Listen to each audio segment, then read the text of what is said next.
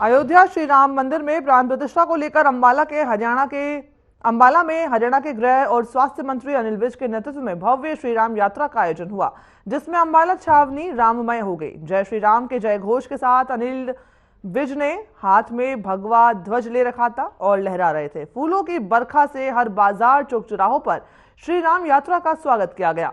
गृह मंत्री अनिल विज की अगुवाई में सुभाष पार्क के समक्ष यात्रा प्रारंभ हुई, जो कि छावनी के अलग अलग बाजारों से होती हुई सुभाष पार्क में संपन्न हुई। बाजारों में लोगों ने घरों की छतों से राम यात्रा पर फूलों से वर्षा की, तो किसी ने हाथ जोड़कर यात्रा को नमन किया और राम मंदिर में प्राण प्रतिष्ठा को लेकर अपनी आस्था जताई। बाजार में आतिशबाजी, फूलों की बारिश से यात्रा का स्वागत किया गया।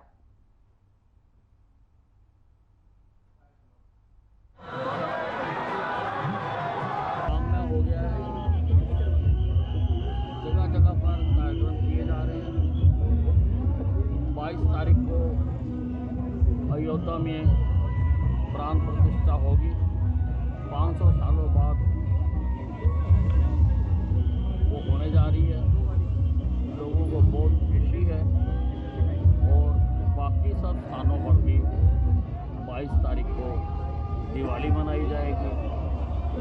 22 तारीख को अपने अपने जो मंदिर हैं वहाँ पर कार्यक्रम किया जाएगा और उसके लिए तैयारी की जा रही है। सब से हम अनुरोध कर रहे हैं कि अपने अपनी बस्ती के धार्मिक स्थानों को आप उस दिन के लिए आज से ही रोज़ साफ करने का काम करें। लोगों से भी प्रार्थना की है कि वो सात्विक भोजन खाएं, तामसिक या रजोगुनी भोजन ना खाएं। वो उत्तेजना पैदा करते हैं ताकि वातावरण भी शुद्ध हो, आत्मा भी शुद्ध हो, शरीर भी शुद्ध हो और सब कुछ अच्छे वातावरण में ये आयो।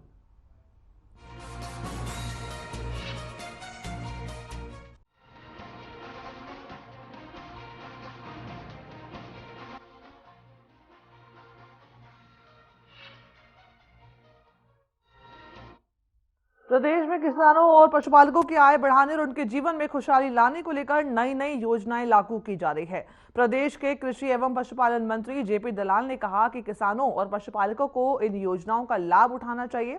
साथ ही उन्होंने किसानों से इफ्को द्वारा तैयार नैनो यूरिया और डीएपी का ड्रोन के माध्यम से प्रयोग करते हुए जहर मुक्त खेती करने का आग्रह किया। इसके साथ ही उन्होंने यह भी कहा कि ड्रोन से छिड़काव के लिए किसानों को महज 100 रुपए प्रति एकड़ देना होगा, बाकी खर्च सरकार वहन करेगी।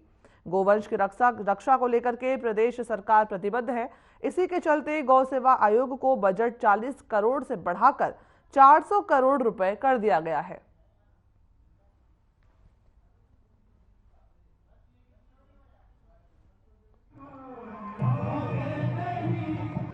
मकर संक्रांति का त्यौहार है। इलाके में बड़ी खुशी का माहौल है। सरसों के फूल खिले।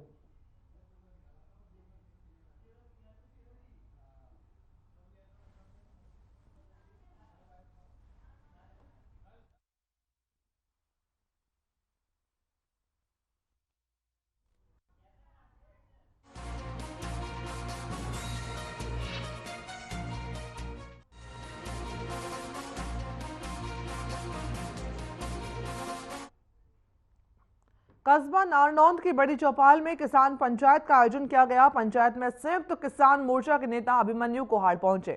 इस मौके पर किसानों के साथ उन्होंने 3 फरवरी को नारनौंद में होने वाली रैली को लेकर के विस्तार से चर्चा की। किसान नेता अभिमन्यु कोहाड़ ने कहा कि 13 फरवरी को दिल्ली कूच का आंदोलन है। देश भर के किसान संगठनों ने 3 मुख्य मांगों को लेकर दिल्ली कूच का ऐलान किया है। इस विषय को लेकर यहां पर चर्चा की गई है और उसकी तैयारी को लेकर 3 फरवरी को नारनौंद की अनाज मंडी में किसानों की एक महारैली रखी गई है, जिसमें देश भर से किसान नेता भाग लेंगे। उसी के बारे में यह पंचायत की गई है। उन्होंने कहा कि हमारी प्रमुख 3 मांगे हैं।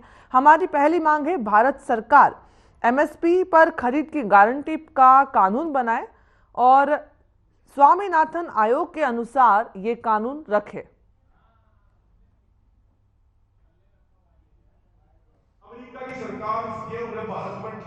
कि आज यहाँ पे नारनौंद में जो 13 फरवरी को दिल्ली कूच का आंदोलन है, देश भर के किसान संगठनों ने अपनी 3 मेजर मांगों पे दिल्ली कूच का ऐलान किया 13 फरवरी को।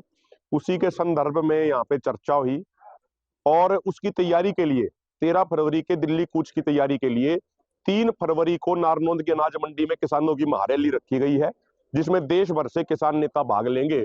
उसी के बारे में विचार चर्चा आज नारनौंद के बड़े क्रांतिकारी साथियों के साथ करी गई है। और जो हमारा 13 फरवरी को दिल्ली कूच का आंदोलन है, उसकी जो प्रमुख मांगे हैं, सबसे पहली मांग ये है कि भारत सरकार एमएसपी पे खरीद की गारंटी का कानून बनाए और वो एमएसपी भी स्वामीनाथन आयोग के C2+50% फार्मूले के अनुसार होना चाहिए। और इन दोनों चीजों का वादा प्रधानमंत्री जी गुजरात के मुख्यमंत्री रहते हुए कर चुके हैं, लेकिन प्रधानमंत्री बनने के बाद अपने किए हुए वादों को ही वो भूल गए। दूसरी जो बड़ी मांग है, देश के किसान मजदूरों का संपूर्ण कर्जा माफ किया जाए।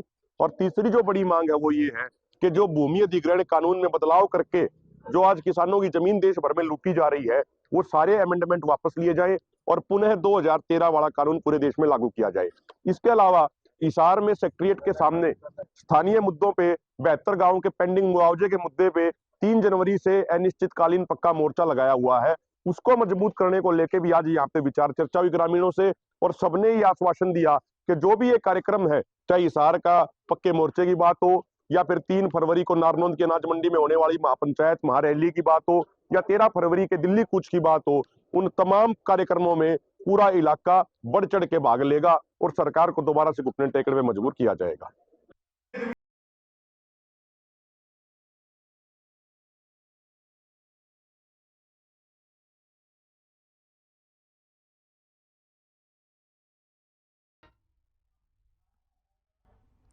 भिवानी के चोखानी स्टेट निवासी लेफ्टिनेंट दीपिका शिवरान 22 जुलाई 2016 को AN-32 एयरक्राफ्ट लेकर चेन्नई से पोर्ट ब्लेयर के लिए उड़ान भरी थी, लेकिन बीच रास्ते में ही एयरक्राफ्ट से रडार से कांटेक्ट टूट गया था। बता दें कि सुबह 11:30 पर अंडमान निकोबार पहुंचना था, जिसमें लेफ्टिनेंट दीपिका के साथ 29 लोग और भी सवार थे, लेकिन उड़ान के बाद इस एयरक्राफ्ट का कोई पता नहीं चल पाया, जिसे भारत सरकार आज तक ढूंढ रही है।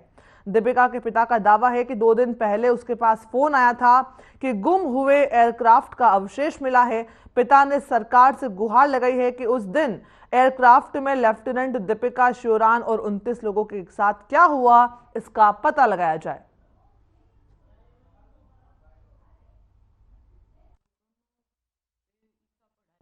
वही सरकार ने तो अभी जैसे हरियाणा सरकार से ये है कि भाई शहीद के परिवार को एक को जैसे जॉब मिलेगी, उसके लिए भी हम 2-3 साल हो गए भाई फाइल लगा रखी है। इन्होंने ये बार बार जाते हैं तो फिर दिल दुखता है कि भाई एक तो बच्चे को खोया है, वापिस भाई चक्कर लगा लगा के परेशानी बहुत होती है। जिसके जाते हैं ना बच्चे, उन्हीं को पता होता है जी। और सबके लिए तो एक खबर है, न्यूज़ है। तो सरकार ने कोई सुनवाई नहीं की अब तक आपकी इतने साल हो इस बारे में तो देखो की नहीं भाई, नहीं तो एक सीधी सी बात है, कोई ऐसी मतलब होनी भी नहीं चाहिए जब एक पॉलिसी है।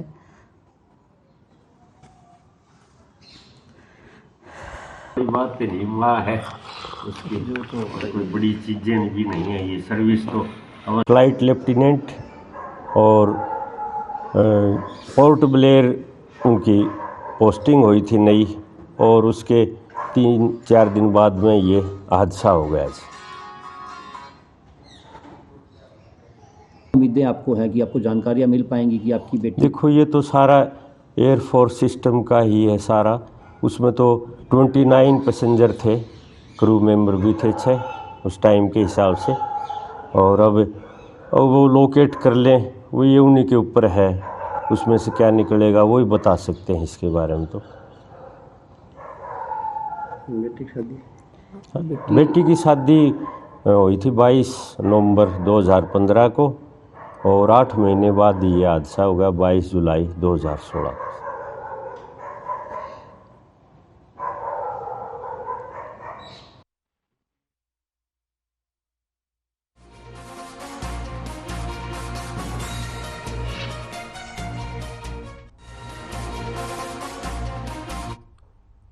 महेंद्रगढ़ में राष्ट्रीय राजमार्ग 152D पर गांव बूचावास के पास बने हुए टोल प्लाजा से 200 मीटर की दूरी पर कोहरे के चलते 3 ट्रक आपस में टकरा गए। इसके बाद कुछ समय के लिए सड़क पर यातायात अस्त व्यस्त हो गया। पूरे मामले की सूचना पुलिस और NHAI पेट्रोलियम पार्टी को दी गई। इसके बाद NHAI पेट्रोलिंग पार्टी और पुलिस मौके पर पहुंची और घायलों को उपचार के लिए अस्पताल में भर्ती करवाया गया। जानकारी देते हुए गावड़ कंस्ट्रक्शन कंपनी के एग्जीक्यूटिव दीपक ने बताया कि 152 पर सड़क हादसा होने की सूचना मिली थी। इसके बाद वो मौके पर पहुंचे, यातायात व्यवस्था को दुरुस्त करवाया और उन्होंने बताया कि यह हादसा घने कोहरे के चलते हुआ है।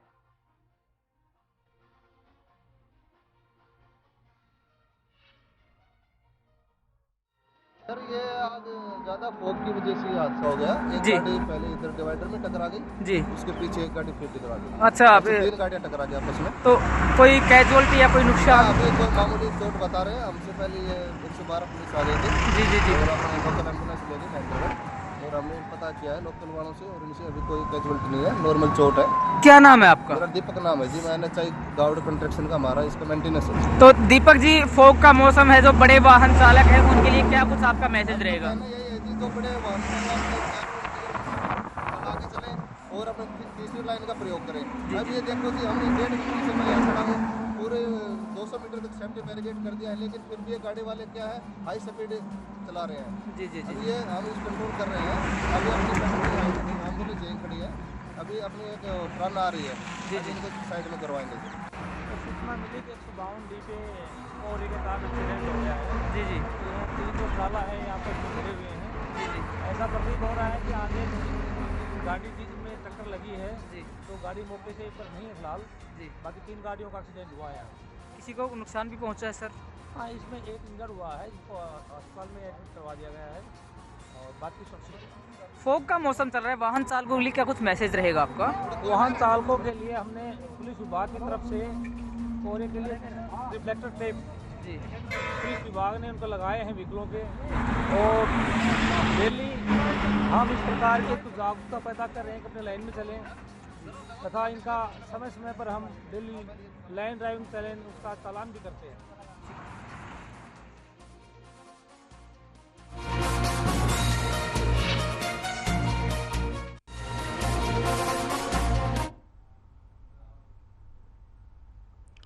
सिंचाई विभाग के चीफ इंजीनियर ने देर रात बेरला सहित दूसरे पंप हाउस का औचक निरीक्षण किया। इस दौरान उन्होंने नहरी पानी चोरी रोकने के निर्देश दिए। साथ ही उन्होंने कहा कि कर्मचारी अधिकारियों की उपस्थिति का भी उन्होंने देखा कि कैसे काम कर रहे हैं, इसका भी निरीक्षण किया। साथ ही मोटरों की संख्या बढ़ाने और नहरी पानी चोरी रोकने के निर्देश जारी किए।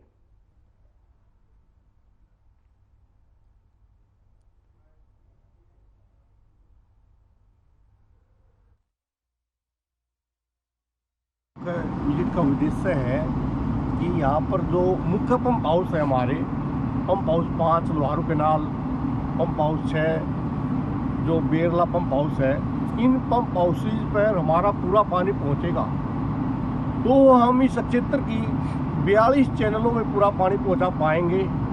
यहाँ पर मुख्य रूप से हमारी 16 डिस्ट्रीब्यूटरी है, जो 120 किलोमीटर टोटल लगातार 120 किलोमीटर उसकी टेल पर पानी हमने पहुंचा दिया गया है। बाकरा हेड से पानी चल कर रहा है, और जहां पानी की चोरी हो रही है वहां पर टीम दिन रात काम कर रही है, और पानी की और बढ़ोतरी के लिए कार्यकारी अभियंताओं को आदेश दे दिए गए हैं कि वो पानी में और बढ़ोतरी करें, ताकि क्षेत्र में लगातार जितने दिन की सप्लाई बची हुई हमारी, लगातार पानी चलता रहे।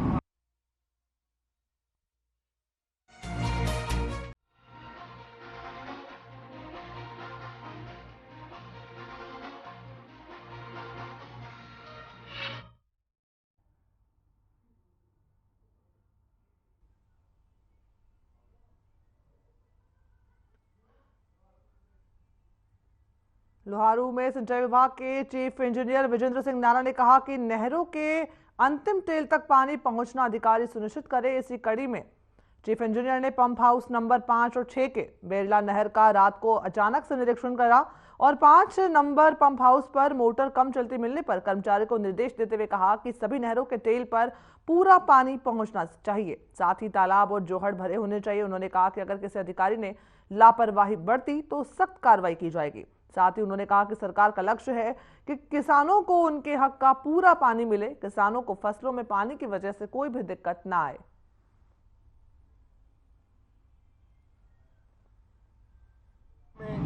इनके हिस्से का जो पूरा क्या है, आज मैंने मुख्य रूप से पंप हाउस बिलावल लोहारू कनाल 5 का निरीक्षण किया। वहां पर मैंने पाया कि स्टाफ के सभी ऑफिसर्स ऑफिशियल्स अपनी ड्यूटी में व्यस्त थे और 8 मोटर चल रही थी। मैंने तुरंत कार्यकारी अभियंता तरक्की दादरी को आदेश दिया कि इस पंप हाउस पर कम से कम 10 मोटर चले, क्योंकि ये लोहारू डिवीजन का पहला पंप हाउस है जहां से टोटल 42 चैनलों की टेल फीड होनी है। हमारी मुख्य रूप से उसकी विजिट के बाद बेरला इस पंप हाउस पर विजिट हुई। यहाँ का इंस्पेक्शन में पाया कि जो 16 डिस्ट्रीब्यूटरी है उसकी टेल पर पानी पहुंचा गया। इससे अगले पंप हाउस पर लोहारू डिस्ट्रीब्यूटरी की टेल पर पानी पहुंचा गया। जुब्बा में पानी चला जा रहा है। बड़ी 2 डिस्ट्रीब्यूटरी दमकोरा और लाडावास में कल पानी खोल दिया जाएगा और स्टाफ को हिदायत दी है कि माननीय कृषि मंत्री के आदेश पर हमारा सभी का एक ही उद्देश्य है, पानी की निगरानी रखो। अपने पानी को जो पीछे पानी को चोरी कर रहा है, चाहे वह पुलिस हेल्प लेनी पड़े उसको हटवाओ और यहाँ पूरा पानी मिले, ताकि राजस्थान के इस बॉर्डर एरिया में लोहारू क्षेत्र में जो एक बागों की नगरी भी कहलाता है, इसमें समुचित पानी इनके हिस्से का पूरा पानी यहाँ पर मिलता रहे। माननीय मुख्यमंत्री जी और कृषि मंत्री जी 2016-2017 से इस क्षेत्र में लगातार नहरों में पूरा पानी चला रहे हैं और क्षेत्र के लोगों में पानी आने से ही खुशहाली आती है। रबी के इस सीजन के दौरान किसानों को उनके हिस्से का पूरा पानी मिले। अभी भी बिलावल पंप हाउस पर कुछ पानी की कमी चल रही है, जिसका मुख्य उद्देश्य लोहारू फीडर में पानी की चोरी हो रही है और पानी की चोरी रोकने के लिए मैंने कई बार आदेश जारी कर दिए हैं कि इस पानी में जब भी लगातार चलता रहेगा 9 या 10 मोटर बिलावल पंप हाउस पर चलती रहे और फिर बेरला पंप हाउस पर ये पानी आएगा, अगले पंप हाउस पर पहुंचेगा और मुख्यतः इस क्षेत्र में 42 चैनलों की टेलों पर लगातार पानी चलता रहे, ऐसा मेरा विश्वास है। धन्यवाद।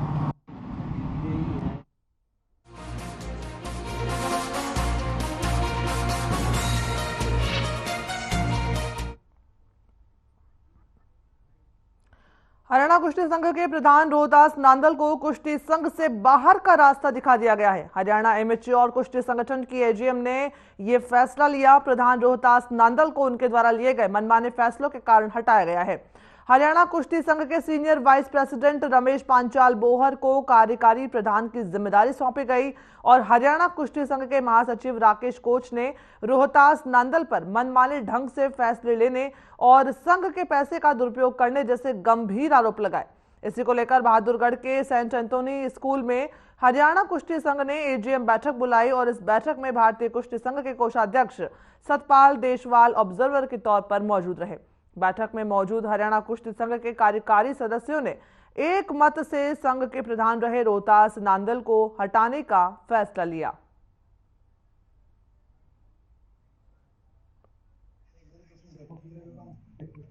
सीनियर टीम का चयन हो गया है और हमारा जो पूना मैच है 29 से 1 तारीख तक जो नेशनल होने जा रहा है उसी में हमारी टीम जाएंगी और जिसको फेडरेशन अलाउ करेगा वही सर्टिफिकेट मान्य होता है। बहुत सारे ऐसे में थे बच्चों के कि जी जयपुर में भी हो रहा है, जयपुर में जो हो रहा है वो भी नेशनल वो करवा रहे हैं, वो रेलवे करवा रही है उसको।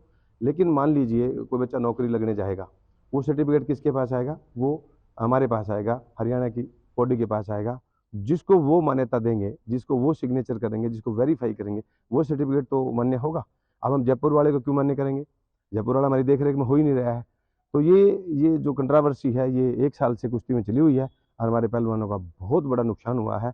इसकी भरपाई करने के लिए आज ये कमेटी बनाई गई है नई, और इसमें बहुत सुंदर ढंग से हम काम करेंगे और पहलवानों के जो सपने उनको मतलब ख़राब नहीं होने देंगे। हम कोशिश करेंगे कि सबका सपना साकार हो और अच्छी कुश्ती हरियाणा में रहे।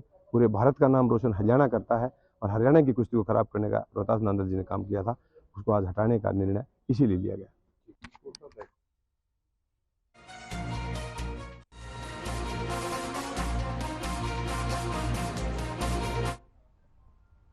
रेवाड़ी में ठंड का प्रकोप लगातार जारी है। सुबह से ही रेवाड़ी जिले की सड़कों पर घना कोहरा देखने को मिल रहा है। कोहरे के कारण वाहन रेंग रेंग करके चलते हुए नजर आ रहे हैं।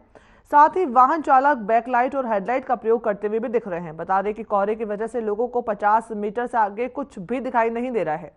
ठंड से बचने के लिए लोग अलाव का सहारा लेते हुए दिख रहे हैं। साथ ही घरों में हीटर का प्रयोग भी किया जा रहा है। ठंड के चलते लगातार जनजीवन अस्त व्यस्त होता हुआ नजर आ रहा है। पहाड़ी इलाकों की अगर बात करें तो वहां हो रही बर्फबारी का असर अब मैदानी इलाकों में भी देखने को मिल रहा है।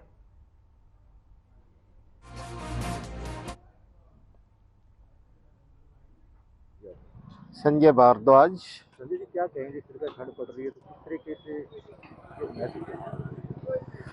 ठंड आज सुबह से ही कोहरा इतना ज़्यादा था कि विजुअलिटीज 10 मीटर की 9:20 घर से आए तो हाथ एकदम सुन्न हो जाते हैं। ठंड किसानों के लिए ठंड भी ज़रूरी है। अगर ठंड नहीं होगी तो गेहूं की फसल में बढ़ोतरी नहीं होगी। अगर इस टाइम बारिश हो जाए तो ये सूखी ठंड पड़ रही है, बारिश हो जाए तो वरदान ही साबित होएगी। ठंड भी जरूरी है पर ज़्यादा ठंड पड़ रही है। अब जैसे और जैसे प्रभाव पड़ता है, जैसे कामकाज के ऊपर कितना प्रभाव पड़ेगा? कामकाज तो ठंड में बिल्कुल ही नहीं है, सिर्फ खाली बैठे रहो, आग की व्यवस्था कर लो और आग सेकते रहो।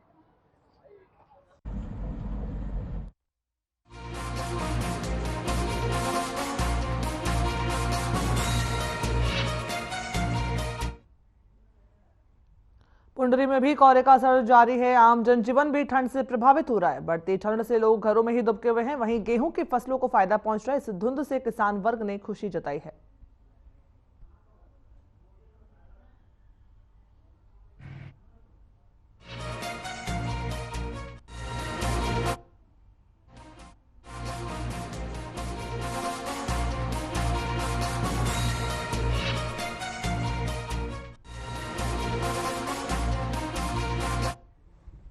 वहीं हरियाणा राज्य नारकोटिक्स कंट्रोल ब्यूरो के जागरूकता कार्यक्रम और उप निरीक्षक डॉक्टर अशोक कुमार वर्मा ने नशे के खिलाफ युवाओं को जागरूक किया। बता दें कि प्रतिबंधित नशा रखना, सेवन करना, क्रय विक्रय करना, उत्पादन करना दंडनीय होगा। डॉक्टर अशोक वर्मा ने कहा कि प्रतिबंधित नशा हमारे देश की युवा पीढ़ी के लिए अभिशाप है, जो अधिकतर अन्य देशों से आ रहा है।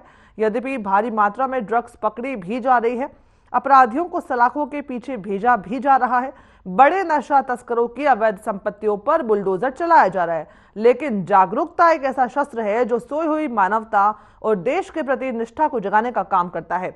भारत सरकार ने साल 2016 के अधिवेशन में यह स्पष्ट किया था कि नशे को समाप्त करने के लिए दोनों प्रकार से काम करने की महत्वपूर्ण आवश्यकता है।